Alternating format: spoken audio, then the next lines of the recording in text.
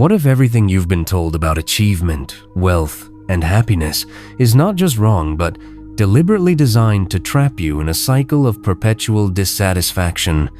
Here's a fact that will shake you to your core.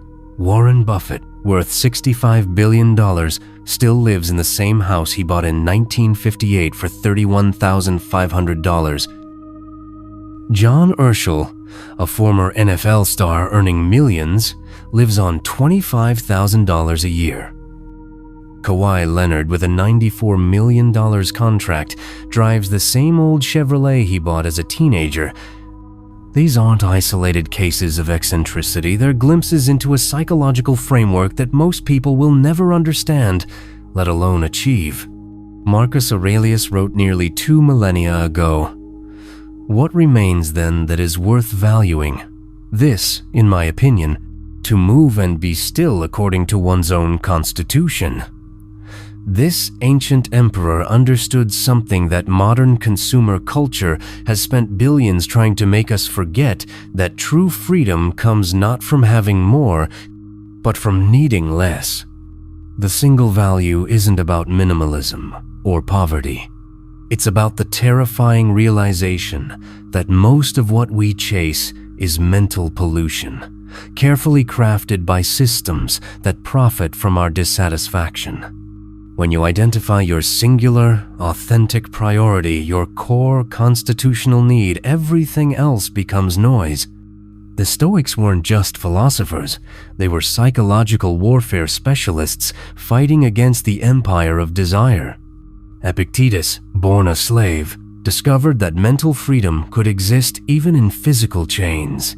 Seneca, one of Rome's wealthiest men, practiced voluntary poverty to maintain psychological independence. They understood what modern neuroscience now confirms: the brain's reward system is hijackable, and whoever controls it controls your life. Fast forward to today's algorithmic manipulation engines, social media platforms, advertising networks, and consumption-based economies. They've weaponized our evolutionary wiring for status competition and resource hoarding. Every notification, every targeted ad, every limited time offer is designed to fragment your attention and multiply your desires. The more things you want, the more vulnerable you become to external control. Look deeper at Buffett, Urschel, and Leonard. These aren't just wealthy people being modest, they're members of an invisible elite who've cracked the code of psychological sovereignty. They've identified their single value and built fortress-like mental architecture around it. Buffett's single value?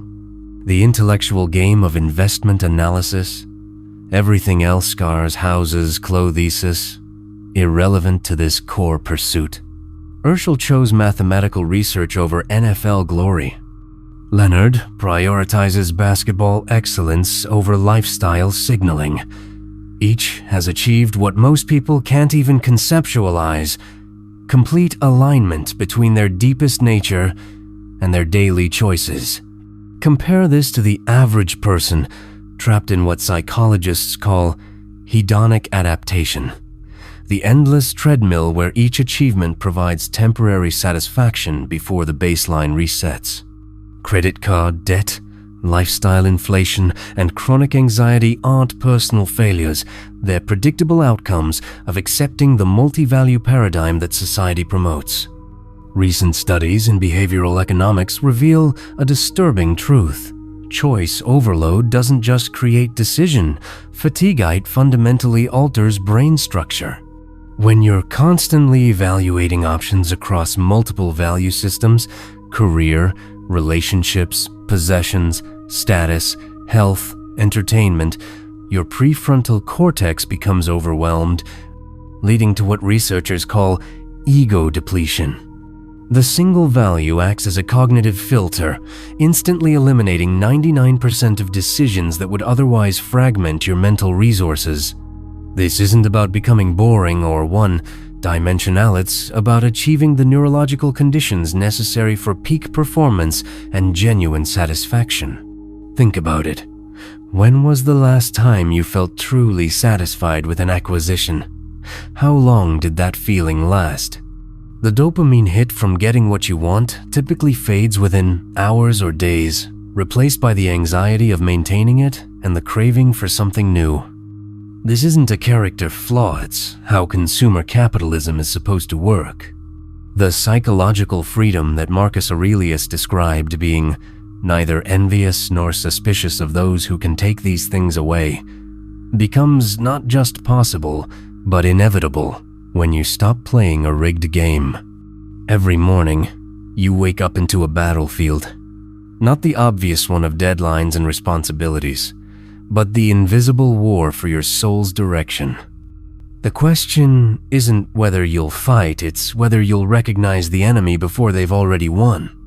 Here's what the self-help industry won't tell you. The moment you accept that you need to balance multiple priorities, you've already surrendered to a system designed to keep you perpetually off balance.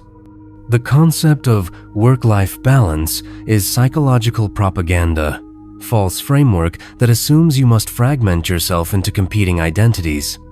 Behavioral economists have identified something called choice architecture, the way options are presented to influence decisions. But there's a deeper, more sinister layer. The entire structure of modern life is designed to prevent you from ever discovering your true constitutional nature. The education system teaches you to be well-rounded. Career counselors tell you to keep your options open. Social media algorithms feed you endless possibilities for who you could become. This isn't accidental. A person who knows exactly what they want, and more importantly, what they don't want, is immune to most forms of commercial and political manipulation. They can't be sold unnecessary products, distracted by irrelevant news cycles, or controlled by the fear of missing out. They become what systems theorists call anti-fragile, not just resistant to chaos, but strengthened by it. Consider the psychological profile of someone living by a single value. When the stock market crashes, they're not devastated because their identity isn't tied to their portfolio. When fashion trends change, they're not scrambling to update their image. When social media platforms shift their algorithms, they're not experiencing existential anxiety about their personal brand. They've achieved what the ancients called ataraxia, unshakable tranquility. Recent neuroscience research reveals something remarkable. When you make decisions aligned with your core values, different brain regions activate compared to choices driven by external pressures. fMRI studies show that authentic decision-making engages the ventromedial prefrontal cortex associated with self-reference and personal meaning, while socially pressured choices activate the anterior cingulate cortex, which processes social pain and conflict. This means that every time you choose based on what others expect rather than your own constitution, you're literally causing yourself neural distress. Your brain recognizes the betrayal of your authentic self and responds with the same stress patterns as physical injury. The chronic anxiety, depression, and emptiness that plague modern life aren't mysterious ailments. They're the predictable result of living in constant conflict with your own nature. But here's where it gets psychologically fascinating. The single value doesn't emerge from rational analysis. It reveals itself through what Carl Jung called individuation, the process of integrating your conscious and unconscious minds. This is why meditation retreats, wilderness experiences, and other forms of sensory deprivation can be so transformative. They strip away the external noise long enough for your authentic voice to be heard. Society has developed sophisticated mechanisms to prevent this kind of self-discovery. Family expectations, peer pressure, educational tracking, career ladder-soul. These systems assume you should want conventional markers of success. They're not necessarily malicious, but they function like psychological gravity, pulling you away from your natural trajectory. Think about the language we use: settling down, being realistic, growing up.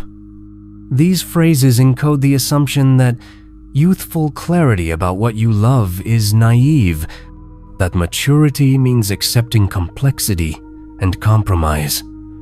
But what if the opposite is true? What if the clearest vision of your authentic self emerges early in life, before social conditioning layers on the noise? The people who maintain connection to their single value often report feeling like they're getting away with something. Buffett talks about tap dancing to work. Artists describe their best work as play. Athletes in their flow state report that effort becomes effortless. This isn't because they've found easy paths, it's because they've aligned their daily actions with their deepest constitutional nature.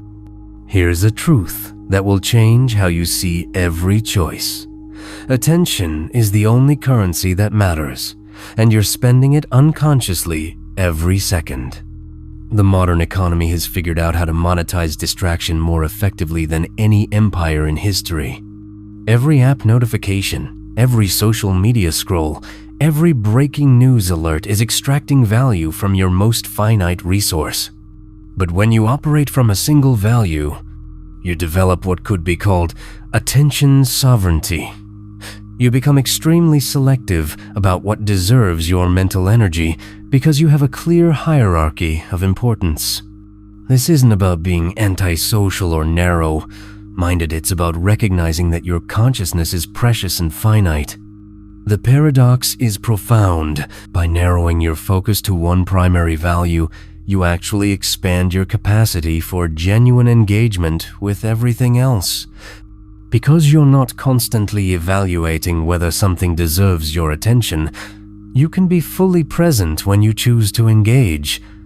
You become less reactive and more responsive, less scattered and more concentrated. The question that will determine the next phase of your life isn't, how can I balance everything? It's, what is the one thing that, if I aligned my entire existence around it, would make everything else either unnecessary or naturally fall into place? You've reached the edge of comfortable ignorance. Everything that follows will either liberate you completely or terrify you back into the familiar prison of endless wanting. There is no middle ground.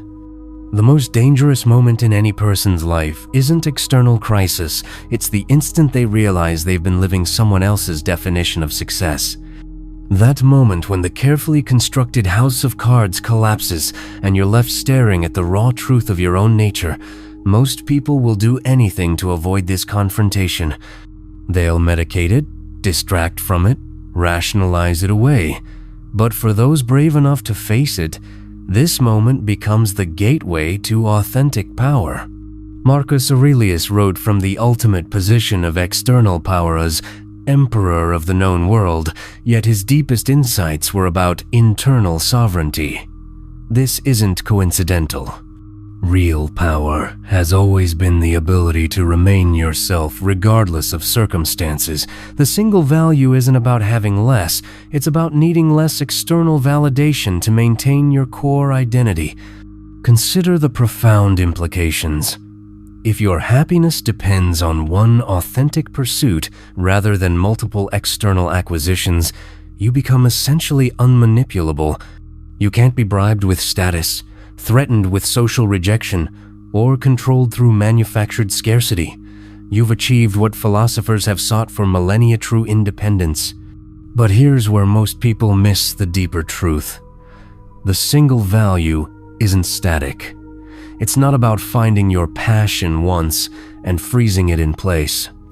It's about developing such intimate knowledge of your own constitutional nature that you can recognize authentic impulses instantly, no matter how they evolve. It's about becoming fluent in the language of your own soul. Think about those moments when you've felt most alive, most yourself, most connected to something larger than your ego.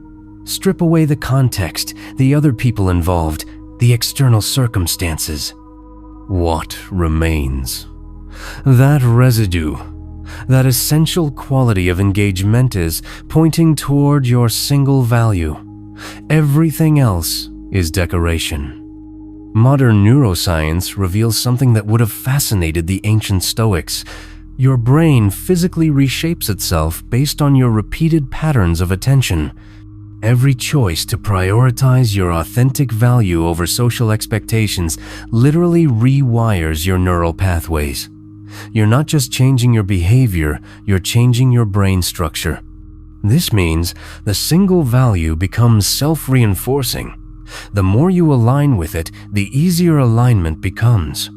The neural pathways associated with authentic choice become strengthened highways, while the ones connected to external validation gradually atrophy. You develop what could be called constitutional momentum, a gravitational pull toward choices that honor your deepest nature. But this process requires what Nietzsche called amor fati, love of fate, including the difficult parts.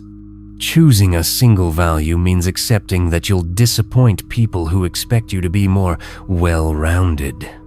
You'll miss opportunities that don't align with your core pursuit. You'll be misunderstood by those who mistake your clarity for limitation. Here's what they don't want you to understand. A population of people living by their single values would transform society completely. Consumer capitalism depends on manufactured dissatisfaction. Political systems rely on citizens who can be swayed by promises of external improvement.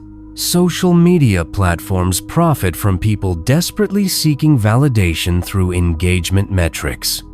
When you stop needing these systems to feel complete, you become what they fear most, someone who can't be bought, sold, or controlled. You vote based on principles rather than promises. You buy only what serves your authentic purpose. You engage with media consciously rather than compulsively. You become a sovereign individual in a world designed to create dependent consumers.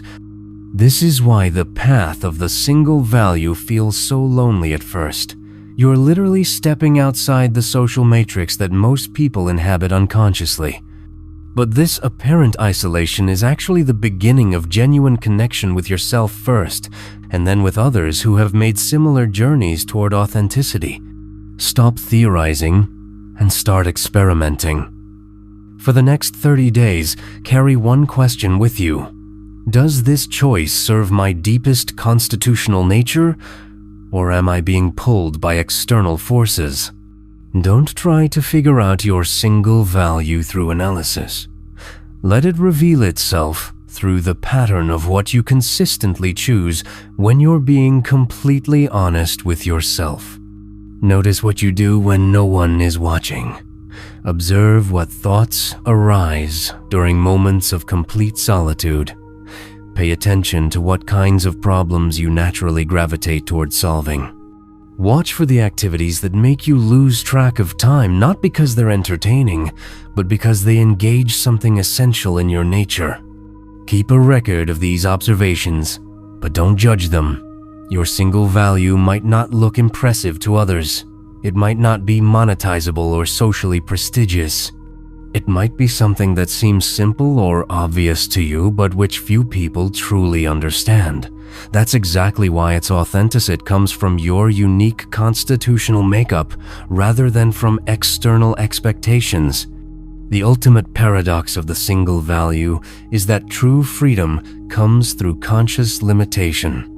By saying no to everything that doesn't serve your deepest nature, you become free to say yes with your entire being to what does.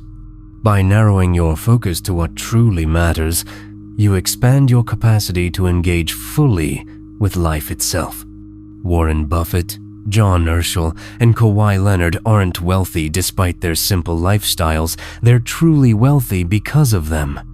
They've discovered what money can't buy: the ability to be completely themselves regardless of external circumstances. They've achieved what Marcus Aurelius called harmony with society and accord with the gods, not through compromise, but through uncompromising alignment with their own nature. The question isn't whether you're capable of this kind of clarity. The question is whether you're willing to give up the comfortable complexity that keeps you from facing who you really are. As the philosopher Rumi wrote, "Let yourself be silently drawn, by the strange pull of what you really love, it will not lead you astray. Your single value is waiting. It has been waiting your entire life. The only question now is whether you're finally ready to listen.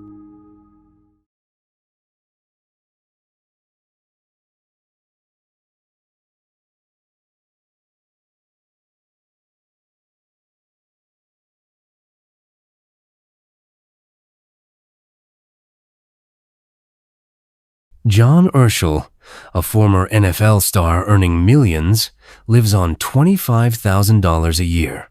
Kawhi Leonard, with a $94 million contract, drives the same old Chevrolet he bought as a teenager. These aren't isolated cases of eccentricity, they're glimpses into a psychological framework that most people will never understand, let alone achieve.